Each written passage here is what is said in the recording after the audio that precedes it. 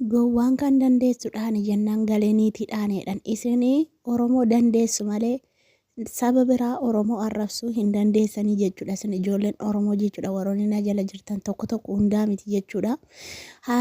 Hiriyaan Sumayyaa jechuudha. Abdiirra dhukkee kaasaa jirti. Koomentii achi jala jiru jechuudha argitanii jirtu. Ijoolleen Oromiifatti deebistanii koomentii dubbisuu hin dandeessu jechuudha. Akka jiruun ijoollee Oromoo mullucci godhanii arrabsaa jiru jechuudha. Kun akkatti Oromoon arrabsamtu, kun akkatti Oromoon gadi xiqqaattu jechuudha argaa jirtu jechuudha. Maaliif as jalatti gaafa nuti gaarummaa isaanii haasofnu nuti badii tokko illee hin qabnu. Gaarummaa isaanii gaafa haasofnu garuu maal jettu? Maal si galche bultii namaa keessaa bahi akkana ta'ettanii marreggooftu jechuudha. Warroota marreggooftuu fi ooganooftu tokko tokkoon hin jedhaa jechuudha. Kun akka itti gaafa xiqqaattan sodaattu onneen qabdanii bar onneen qabdanii diina ofirraa qolachuun beektanii misin ofitti deebitanii ofii keessanii diina ta'uu malee jechuudha. Diina ofirraa deebisuun beektu isin.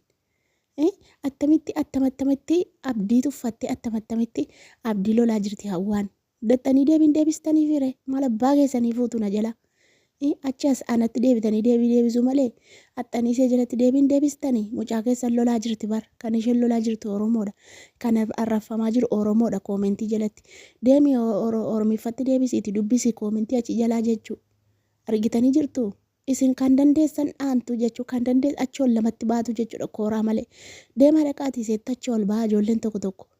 Ijoollee warra nagaa miti. Kan namni gaafa waa'ee namarraa dubbatu, kan namni waa'ee gaarummaa namaa haasa'u achi ol lamatti baatu fayyaa abbaa nagaa otoo namni badiin balleessin.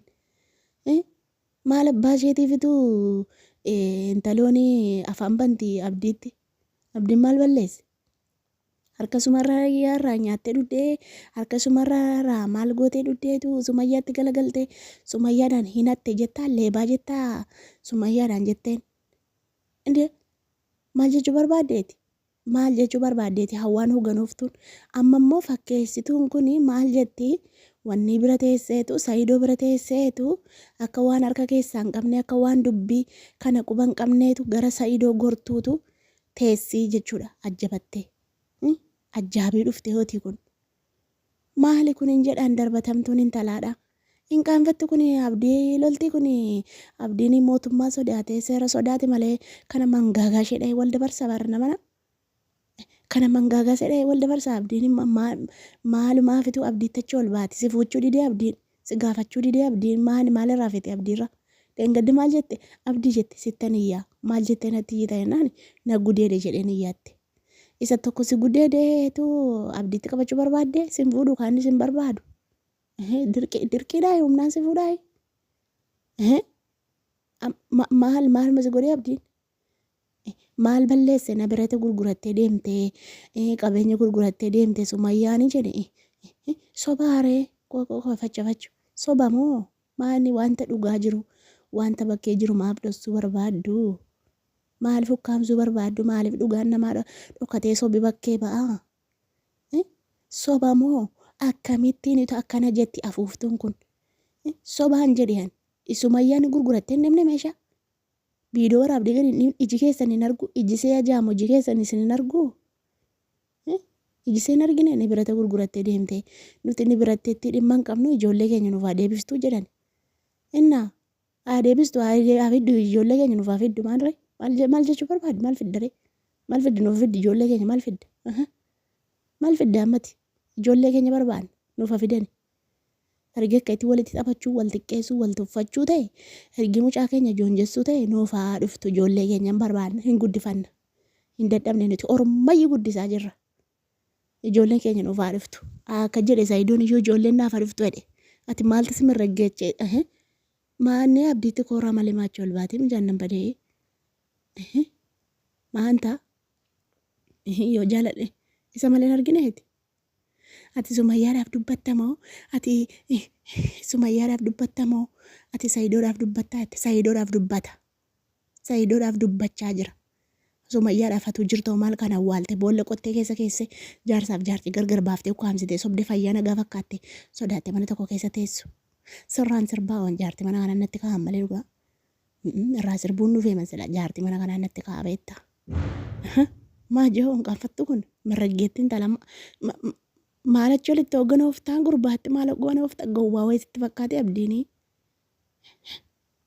Mataasaa gadi qabatee jireenya isaa bultii jabeeffachuuf jireenya isaa jabeeffachuuf inni mataa jala gadi qabatee innaan ati kooraa malee achii olitti baataa'i. Inni maal jechuu barbaaddeeti ati? Namni yoo isin jalaa dide isin mataatti achi ol baatu yoo isinitti dubbatan malee. Hinqaanfattu kun akkamitti achi ol abdiitti deebifti? Inni badii maalii qaba? Maal hojii isaan hojjetattu? Dalagaa isaan dalagatu? Isaaniifituu akka isittiin qooqee halkanii guyyaa Saayidoo wajjin miicamaa jira. Saayidoo wajjin akka dubartii ciniinsuun qabdeetu halkanii guyyaa nyaatan midhaan hin dhuganii bishaan hin dhuganii akkanittiin ituu ciniinsuutti jiru isaan. Ati maal gonoofta mucaa namaa dhoosite fidii abdii morma qabi. Hin sodaatin poolisiin guyyaa 2-3 siidha maal si godhaa?